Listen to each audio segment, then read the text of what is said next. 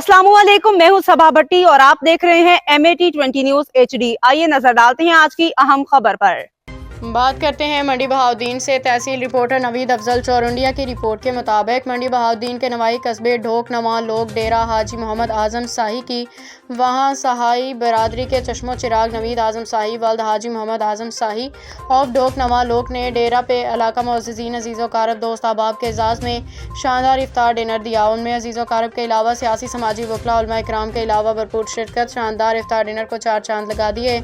परवकार शानदार इफ्तार डिनर में आने वाले मुअज़्ज़िज़ीन मेहमान ग्रामी को नवीद आजम शाही हाजी मोहम्मद आजम शाही उनके अजीज़ो अकारब दिल के ताक गहराइयों से खुशामदीद कहते थे।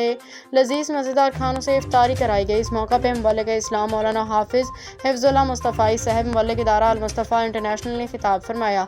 रोज़ा की फजीलत बरकतों रहमतों सातों के सुनहरी अल्फाज में बयान फरमाया। दुआएं कराई। परवकार शानदार इफ्तार डिनर के इख्तिताम पे अपने यहाँ आने वाले मुअज़्ज़िज़ीन और मेहमान ग्रामी को नवीद आजम शाही हाजी मोहम्मद आजम शाही और उनके अजीज़ों कारब ने ख्वाहिशात और तमन्नाओं से अलविदा करते रहे।